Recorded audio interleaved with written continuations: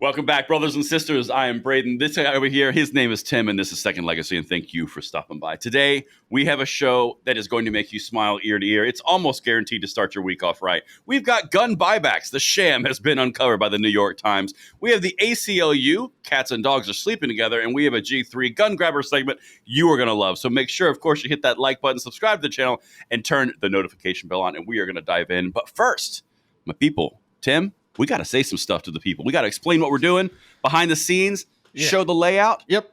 Because we need to clarify some stuff because I'm not doing something right. People are a bit confused because of how we're segmenting the content here. So be so kind as to read the folks in on how this all works so they can better understand the content. Absolutely. Clarification is needed. Okay. So what we do on this show is we do a long 25 to 30 minute segment. That is our mainline show. Now, what we've done prior is we've done one show all the way, the full length at the very end of the day. And that has been received very well. However, there was instances where people weren't catching pieces of it because whether time constraints or listening constraints or whatever. So what we've done is we still put the long form at the end of the day. Every single day we film, Monday through Friday, there's a long form at the end of the day. But we started incorporating segments of the longer form that people could consume in smaller bites that we're launching in the middle of the day. So we have one in the morning and one in the afternoon. Now, this is really only affecting the people who watch the entire length of the full length video, which is awesome, by the way. Thank you guys for that. But we're trying to spread out the information in the show to get to everybody who can consume it at their own pace and at their own time. So that's kind of explanation to why some people who would see the entire video would say, hey, I've already seen this content before. It's because we're segmenting it for those who can't watch the entire thing. And Tim, if I missed some kind of detail there, please, by all means, that's it in perfect. And also the smaller bites are more shareable. So it's just something that you guys can share and stuff like that. So if you want to watch long form content, just wait around to the end of the day when you see we have different graphics kind of denoting what's what, but the long form content will be, 20 plus minutes in length, and anything that's 10 minutes or less is going to be a short. So Yep. And thank you to the guys who were leaving comments asking those questions, because that's something that we were obviously blind to, because for us, we knew what was going on. Right. But if we weren't conveying that, that's on us. So I appreciate that feedback. But we've thrown the different styles of thumbnails up, and pretty much they're going to be consistent across the board. But the most effective way to know what you're watching in the form style is the time of day. If it's at night, you've got the full-length, long video. If it's during the day, before the evening, you've got the snippets and the segments, which we're trying to spread to different people through different media. So that's kind of where we're at. And I think we covered it. Let us know in the comments field, and we'll dive right into this greatness. Tim, I got to be honest, man. If a gun buyback shtick doesn't make you smile on a Monday morning, I don't know what does, sir. Yeah. Well, the gun buybacks are a joke to begin with. It's I mean, we get into the whole, the discussion around, what was never their gun. So you can't buy back something that was never yours. Right. Fine. But besides that being funny, what's really funny is the fact that these gun buybacks aren't typically what the gun grabbers think they are. Many times you'll have people out there like Brandon Herrera and Donut Operator. They went outside one and they were offering to buy guns to people like, I'm an FFL, I'll buy your gun, I'll give you more than they will. Then you have other people that make a mockery of it by printing 3D printed lowers and just mass producing them and then showing up and getting their $50 gift certificate for a bunch of useless plastic. And so it's pretty funny to see how these things fail. But so it would appear that they've upset the gun grabbers now because the truth about how they do things is coming to light. Oh, absolutely. Like I have this vision of gun buybacks and the entire shtick of it being destroyed, and Shannon Watts sitting in an office somewhere saying, like pulling an Emperor Palpatine and saying this: "Execute Order 66." She's got to be so pissed. I know. Oh, goodness gracious. Probably said they're counting. They destroyed another one. Oh, there goes another one. What do you mean you're not destroying them? Yeah. Exactly. They keep on setting them up. We keep knocking them down. But let's get into this because beautiful people, because gun buybacks, those are the things that get guns off the streets. They repurpose evil into good. Everything destroys it. The atoms that actually were guilty of being atoms are eviscerated into the nether. That's not exactly how it works. Check this out, because the New York Times is also pissed. Dr. Button Pusher, this is number one. I'm going to embellish just a little bit, fair warning. The guns were said to be destroyed. Instead, they are rising like a phoenix to strike again. or they were just reborn. Like these people. Tim, this is actually really important. There's a secondary arms market, a secondary one. Oh my goodness. Who would have thought? A secondary one. Yeah. Man. I mean, in every other economic system, on every other business, in every other industry, there's secondary everything. But why? But it shouldn't exist in the gun world. No, the gun world is totally different and evil. Yeah, I mean, I thought gun buybacks was just, giving unwanted guns new homes. Exactly. Who knew? Exactly. That there was some ulterior motive here. Oh my gosh. And Tim, there's millions of dollars, dirty, dark money. Oh, I bet you it ends up in the dark money pools that control Congress too. That's what I bet. That's what I bet, Tim. Let's continue. Number 2. This came out yesterday. Oh, it's so delicious. When Flint, Michigan announced in September that 68 assault weapons collected in a gun buyback would be incinerated, the city cited its policy of never reselling firearms. Well, Tim, hold on a second, because I think we're going to get into a little awkward part about what is a gun and what isn't a gun here. Are you seeing this? Are you seeing the clouds on the horizon? Yeah, if only the ATF would step in and clarify that for us. If only they could help us out here.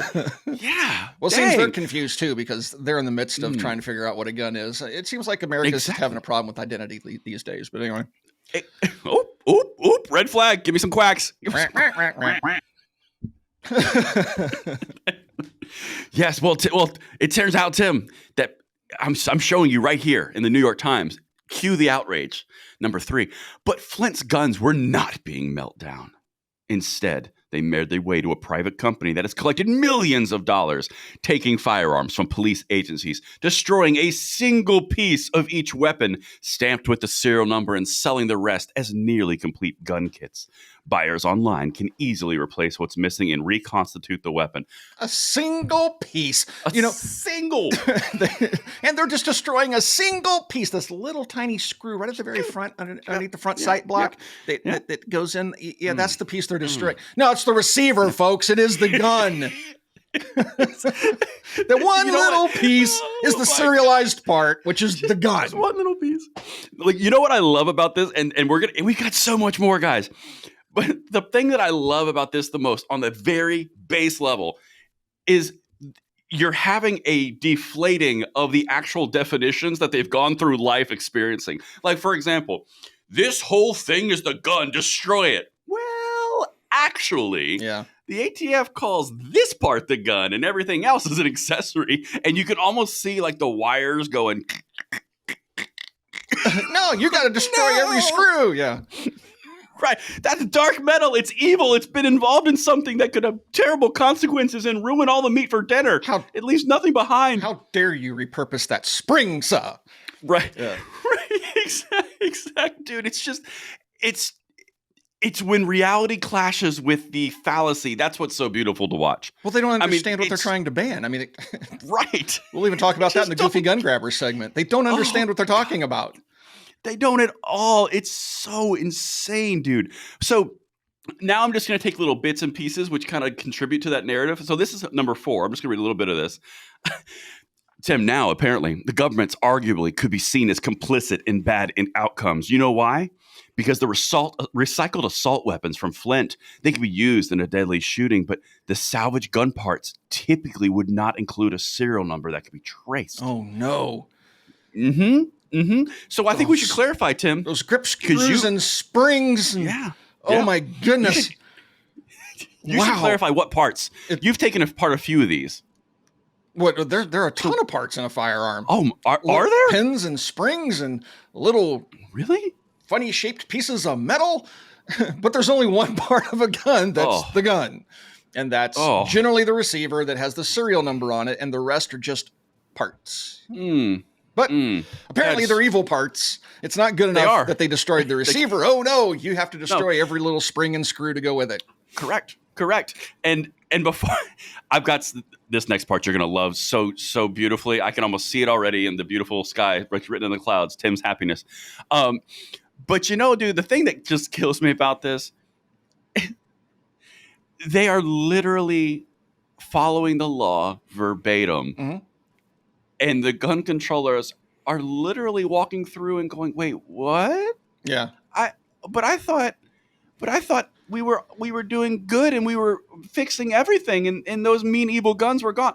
They were, but you said you sold the parts. We did. I know. I'm so confused. You destroyed the gun and it can be reconstituted. Yeah, by somebody buying another receiver and doing a 4473 for him. Which cost $100. Oh my goodness. I know, they're so funny. But it's just. So does this mean we can finally be done with the gun buybacks? Yes. That's exactly where I was going next. Because now, anytime someone touts the idea that, oh, we've done all these buybacks, we got 68 assault weapons off the street, all we have to do is go, oh, really? Where'd the parts get reconstituted to? Maybe. Or, oh, did you shell out the extra money to have them fully destroyed? Maybe the unknowledgeable gun grabbers will do their own demilling, like that one goofball lady that cut the barrel off her AR-15, thought she destroyed it, and all she did was make an illegal SBR and post the video on the internet. I'm doing it. I'm being part of the solution. Yep. Well, now, Tim, I think this is important, and I did, and I touched on this in my other in my video on my channel. I have to get my deep narration voice because we have an announcement to make. Tim, you ready? Yes. We have a new loophole. It's a new. It's a loophole. It's the gun buyback loophole. This is the gun buyback loophole. Because listen to number 5. This little known but profitable corner of the firearms economy exists because the approved method of destroying a gun contains a loophole that has been exploited. Oh, the gun buyback loophole. You dirty capitalists profiting from sales. How dare you? It's just so little known so but asinine, profitable corner of the firearms economy. Yeah, I mean, wow, they are trying so hard. They really are, but they're trying also to educate, Tim, because keep in mind, this is the New York Times, the NYT. They would never just do pure political assassination hit pieces. No. Sarcasm. But as we dive into this, listen to Tim. They're trying to educate. They're trying to do their best. On number 6, listen to what the businesses can then do to the horror. The businesses can then sell the remaining parts as a kit. Barrel, trigger, grip, slide, stock, springs. Essentially the entire gun minus the regulated piece. Oh, you figured that out, huh? Minus the regulated piece. The receiver, which holds everything together. That's the gun. Yeah. Which is the part of the gun. And by the way, that's handguns and assault weapons. Gun grabbies. They crack me up, man. I mean, in some, Tim, it's actually a removable piece. In new models, oh my gosh. The receiver it's, like the SIG P320 with the modular trigger. Yeah. Oh, what do we do with that? I mean, oh my goodness. Because the grip frame could survive that. And that looks like a gun, even though it doesn't do anything. That's right. You can't have things that look like guns running around after you buy them back. No, you can't have that. And this video would not be complete for this segment if I didn't show you economics slapping gun control dreams in the face. This is number 7. The companies, for their part, this is the gun busters, say that if public officials want the whole gun destroyed, they must pay for it. Our services are free for law enforcement agencies. If we can't cover our costs by selling parts, then we charge them. Only about 2% of Gunbusters clients pay the full firearm destroy fee. Federal agencies, including the Secret Service, are among them. Wait a minute, Tim. So you're saying 98% of all gun buybacks are just tear downs? They destroy the frame receiver, which is the gun, and then sell the parts back on the market? Because if logic follows, that means that there should have been more gun crime across the board, right? Yeah, I mean, because they never really left. I mean, that's weird. All you gotta do is replace one small piece. That's so odd. Yeah. That's so odd. I just love how economics, the guy's like, yeah, I'm not going to do it for free. Yeah. So the governments are actually going, well, I'll tell you what, we're not going to pay the extra money. You just destroy the legal definition of a gun. We'll get the credit for taking guns off the street. You can sell the parts that recoup your cost, and we'll all win. Until the New York Times went, what? Yeah. I think their little scheme has probably been destroyed now. So maybe this will make the gun buybacks go away, because if it's no longer profitable, I mean, this isn't a communist country yet. So, we do work on the capitalist system where we try to make profit. Nobody's in business to lose money. And so if they're going to lose money doing this, then maybe they'll just go away and stop doing it. I think you're onto something, Tim. Let's hope. Let's hope, because they're dumb and stupid. Yes, I would agree. Well, you know what, Tim? I think that wraps the first segment really well. And now we get to go in to something we don't get to talk about a lot. The ACLU. What? Yeah. They partnering with the NRA, Tim? Whew, what a strange These are strange combo bedfellows. Yeah, right. Right? Because they like hate each other. This is kind of like the Bloods and the Crips hanging out. It just doesn't happen a lot. Yeah, It's it's pretty interesting. It is. Well, they have a new client, Tim, and by the way, Shannon Watts is not pleased. I saw on her Twitter feed, Shannon be salty. That needs to be a T-shirt or a graphic or something. Yeah. The ACLU has a new client, the National Rifle Association. The Civil Liberties Group says it opposes the NRA and its mission, but has agreed to represent it in the SCOTUS in a free speech case. I mean, I gotta be honest, dude. Like, NRA is kind of on my poo-poo list for a few things. And the ACLU tends to do things I don't dig. But they do get some credit for me, honestly, for sticking to principle versus politics. I mean, it's rare, but yeah, that would, it's very rare. It would seem that that's what they're doing. It would seem. It looks like it. Mm-hmm. I mean, it would seem. I think that's a good way to say it. Because in my opinion, they've done some pretty crappy things. But like this kind of came out of the blue, didn't it? It did. I'm kind of curious what the behind the scenes conversations were. I bet you there may have been one or more people going, "You want to do what?" Wayne, it's the ACLU. Hang up on them. No, they really want to talk to you. They want to cover your court costs and represent you. Oh, okay. I'll take that call. Right. I'll take that call. Yeah. And like I said, Shannon be salty. And here's probably why. So this is number 9. Let's get into a little backstory, and then I'll show you the nut of the story here. The ACLU and the National Rifle Association agree about very little, and they are often on opposite sides in major cases, and they certainly have starkly different views about gun rights. So the ACLU decides to partner with them in front of the SCOTUS to destroy gun control, which is coming out of New York, which basically said that companies shouldn't engage with the NRA because of political pressure. This whole thing is very interesting to me. It really is. When you've got people who are so opposite backing each other. I mean, like, they even know it. Look at number 11 here. In this hyper-polarized environment where few are willing to cross the aisle on anything, the fact that the ACLU is defending the NRA here only underscores the importance of free speech principle. So they knew they were going to piss some people off. Oh, yeah. Yeah. But I mean, look, it actually makes sense because this is presumably what the ACLU exists for, right? Well, so they're sticking to script by doing this. But yeah, I understand how it's freaked everybody out. But I mean, that's what they're supposed to do. They're apparently doing their job. So shocking in today's world. Right. But to be fair, again, you get some credit. Yeah, absolutely. You do. Yeah, they do. So can you imagine, paint this picture for me. You've got all the Supreme Court justices and they're looking down at their papers and then they look up and they see ACLU in front of one person and NRA on the same side of the table. And they're like, yep. What? Am I awake? Probably go running out of the building thinking the end times were upon us. Yeah. It's exactly. Cats or dogs are sleeping together. It's raining poodles. Yeah, exactly. So this part I think is the big payoff, and this is the nut that I wanted to bring you in on here. That was a weird way to say that. Yes. Just keep moving. Move along. So I'm just rolling with it. In a statement, the Civil Liberties Group drew a distinction. Quote, "The ACLU does not support the NRA or its mission." The statement said, "We signed on as co-counsel because public officials shouldn't be allowed to abuse the powers of the office to blacklist an organization just because they oppose an organization's political views." Well, yes. Good. See? That's true. Because it's true. Right. See, thanks, even Gavin understands. Yeah, even Gav is down. But that could not be more true. I mean, you're talking about something that we've seen. I mean, you can help me out on the actual time frame of what you would estimate this, but we've probably seen, I don't know if it's since Trump or if it's since the old situation that went down. We've seen pretty stark abuse of organizational rights based off of political strong-arming.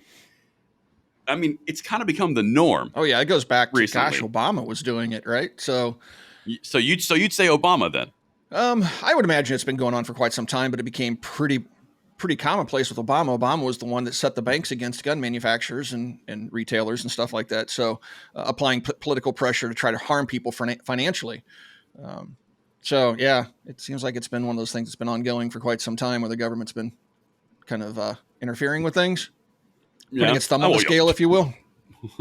That's a good way to say it. It's a good way to say it. Yeah. But I think it's an interesting sign of the times when the ACLU is calling out an extremely political state. I mean, like anything that goes against the state Democrat leftist ethos in New York City or New York State really gets lambasted. I mean, you see the Trump stuff going on, you see the NRA, like all of these things, they are weeding out anybody who they disagree with. And it's very interesting to see, hold on, did we just hit the actual point where it stops accelerating? I mean, I don't know. Like you could literally be looking at the very first resistance to where it actually stops and starts retreating. Complete hypothetical, but I could make the argument that's actually significant. Yeah, no, it's certainly unique. Not something I would have expected to see, but I certainly would applaud, because yeah, I mean, again, that's what their mission statement is. That's what the ACLU is supposed to be doing. So, thank you for doing your job. It is. Next, yeah. Thank you? Question mark. Yeah, right. Like, look forward to watching this happen in real life, because I mean, I know I'm going to cover it. I'm sure we're going to cover stuff from it here, but yeah, I mean, I think this coinciding. And we talked about this pre-show, this coinciding with Alex Jones returning to Twitter, I'm kind of like, wait a minute. What's happening? Are we reverting back to normal? Are we reverting? Yeah. That's pretty funny though. Good. The whole Alex Jones thing, boy, he's got everybody all up in arms over on Twitter. Ooh, yeah, he does. Just one bombshell after another for old Twitter, but they do stay in the news. They do stay in the news. They do. It's almost like he knows what he's doing. Yeah, it's almost like, and then he just says, "Okay, marketing. You didn't like my FU? Well, here's Alex Jones. What else you got?" It is pretty funny how it's pretty funny how Elon basically governs Twitter by poll. So do you think I should allow this to happen? And everybody votes, and he's like, okay, even if he doesn't agree with it, I'll do that. He's like, sounds good, sounds like fun. Let's make this happen. You know, no, 100%. To be a billionaire to the point where you can put $40 billion into a company and just goof around like that, it's yeah, it's beyond FU crazy money. Yeah. Oh yeah. It's so insane. Like. And the way he does it, dude, I mean, we're kind of on a tangent, but I don't care. It's our show. It's such an interesting way that he does it, because he just looks right at the camera and he's like, I don't care. Oh, he pretty much put it, like, he pretty much said what he thought recently in an interview, which I can't say. Of course. You want to blackmail me with money? You know, I won't say the rest. Read between the lines. Yeah. It's just so interesting. I love it. Oh man. Anyway. Oh, it's so, but you know what? I think that was worth a good little segment. But now the time is upon us for the G3. Tim's baby. The G3. Goofy gun grabbers. Take it away, sir. All right, so this one comes from Bad Weapons Takes, pro-gun, but they're having a conversation on X. And of course, the gun grabbers have to chime in and spread their wisdom, their vast knowledge of firearms, all things gun related, because they're having a conversation about policy, you know, changing laws and things like that. And so the gun grabbers come in with their nonsense. And then, of course, we push back with facts. And so if you could throw up number 22, Doc, here we have a post from Zora, and this is in response to Open Wire. And again, this was captured by our friends over at Bad Weapons Takes. And Zora says, I think a gun that is so destructive that it can't be used in hunting really doesn't belong in the hands of anyone without extremely special training, licensing, and a clean record. Now, they're talking about the amazingly destructive power of the AR-15. Recently, we made fun of another goofy gun grabber because she believed a video that Grand Thumb put out where they shot a ballistics dummy with a howitzer was really an AR-15 exploding the dummy. And so this is kind of the moronic position that these gun grabbers find themselves in. And then they want to argue that they should be setting policy based upon their ignorance of firearms, but their ignorance doesn't really matter, right? They still should have a say.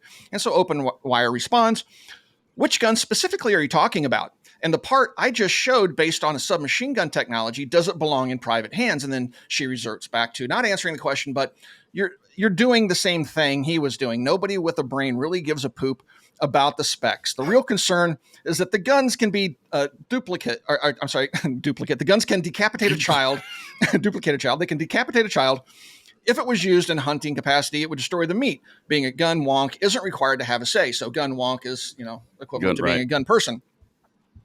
And so, yes, I mean, now she's repeating the narrative that AR-15s destroy meat. Another false narrative put forth by the gun grabbers. The AR-15 is just so incredibly destructive. It blows, vaporizes the animal up. You can't even eat it after you shoot it with this little pud round. Therefore, it should be banned. Yeah. And of course, she just keeps regurgitating this nonsense and then saying we still should have a say. That, in my mind, is very similar to, me being against being against cars and wanting all cars banned. And I don't know anything about cars. And so I as my example for a car being banned would be, well, they carry like 20 gallons of gasoline. And when they get into a collision, I mean, they detonate with explosive force 10 times that of Hiroshima. It's just unbelievable. And women and children just burned to a crisp and the blast radius consumes miles. Therefore, we need to ban cars. And then somebody goes, well, that's not really true. Don't tell me, car wonk. I still should have a say in policy. It's just... That's a very good example. 10 times the explosive power of Hiroshima, though. Oh, absolutely.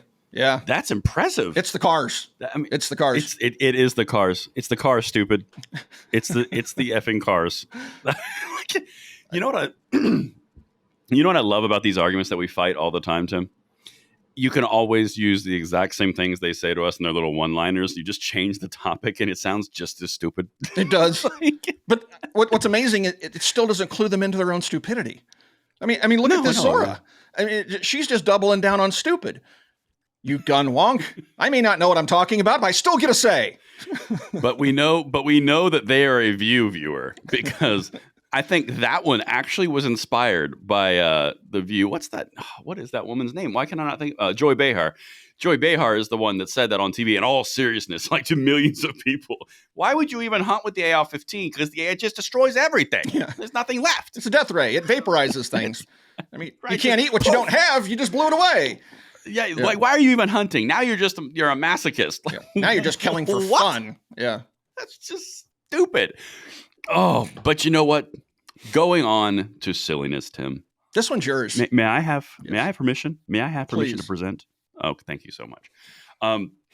So this came from Mom's Man Action, and I just wanted to highlight this because this is one of their favorite things to say, but I really liked the way in which they presented it. Here we go. So from MDA, this says Shannon's fingerprints all over it. Salty Shannon. The U.S. is awash in guns. Our question for the gun lobby. I want to know if we're the gun lobby, by the way. When will they start making us safer? This holiday season, fork over the facts. So here's what they present, Tim. This is just giggles me. Myth. The only way to stop a bad guy with a gun is a good guy with a gun. Fact. If more guns everywhere made us safer, America would be the safest country on earth. Instead, we have a gun homicide rate 26 times that of other high-income countries. So the first thing that I want to highlight here, it's a myth that a good guy with a gun stops a bad guy with a gun when you call the police when a bad guy with a gun is doing something and they bring said gun. Also, the 2 million defenses per year of individual citizens privately who defend themselves against crime per year. But then they start throwing out 26 times the national rate and all that. But they seem to forget, Tim, that if you just removed certain cities in the United States, that actually falls to like the United States being ranked around, I think, like 29th or 30th in the well-developed nations. But it's weird. They didn't tell you that. Yeah, but that's the fault of states like Indiana. Because of our lax gun laws, these other states have violence problems. It's our fault. It's the guns. That's right, because that's what Chris Murphy said. But here's the other thing. Yes. If she's arguing that more guns don't reduce crime, then how does she explain the decades-long trend of violent crime going down while gun ownership's going way up? Yeah. She seems to always... They always seem to ignore that fact because, it doesn't help them, does it? That's weird. But that's an absolute fact. And that's been documented by a number of different groups, including FBI and everybody else. So it's not a pro-gun talking point. It's just the facts. We have decades-long trend of downward violent trends. And then we have, just in the last 3 years, gun ownership has spiked through the roof to points that we've never seen before in American history. And yet her argument is that guns make us less safe. Well, yeah. Meanwhile, Based some on- more facts to pour on top of that delicious turkey that they put us out here. Yeah. So we've had the highest ranking of guns in a home polling that's ever existed since the polling began. Mhm. You've got more gun buying across the board, and you just hit a 4-year low of homicides and suicides via gun in the United States, pre-pandemic levels. I didn't see a meme on that one for Yeah. forking over during the holiday season. There's something for you to fork on. Yep. You just got to love their facts. Their facts aren't Oh. facts at all. They just make them up. They're not facts. If it sounds good and they think it'll push the narrative forward, then that's what they're going to go with. Exactly. Logic and reason and facts rarely seep into the conversation when it's coming from the other side of the aisle. But yeah, so this No. just kind of illustrates their moronic behavior. You got two to choose from there. Either one of those are good for showing the idiocy of the gun grabbers. You know what we should do, though? What's that? You know what we should do? What's that? We should do gun buybacks. That'll help. We should do meme buybacks. Oh, genius. See? Penny per meme. We have to buy this meme back from Mom's Demand Action. But then we're just going to That's take why you're the CFO. we're just going to take one piece of the meme and destroy it, and then we're going to repurpose the rest of it.